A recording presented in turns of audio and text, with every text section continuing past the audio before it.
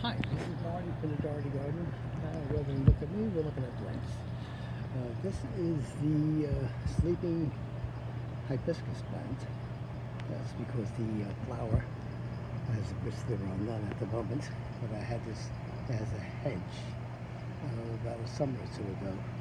And I took it out of the ground because it literally was taking over the garden. It was literally about 10 to 12 feet wide, and that high, and circular too. So lovely lit flowers. So a place that has a lot of landscape, this would make a nice little centerpiece because it would literally take over the area by itself. The roots are all over the place, as you can see from the bottom, compared to some of the other hibiscus plants. This one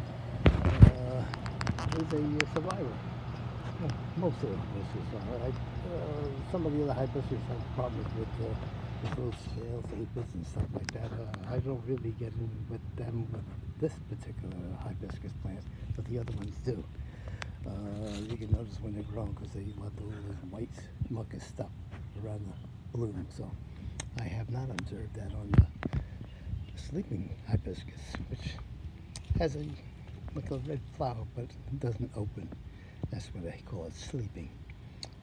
This is my little version. This is what the remnants of it. I think I may have another one around, but for now, this is the sleeping red hibiscus. Any questions? Anybody growing this and out there? Please let us know. We're all ears. Please like the video, subscribe to the channel. You won't see my pretty face, but you'll see my pretty plants. Thank you. Bye-bye.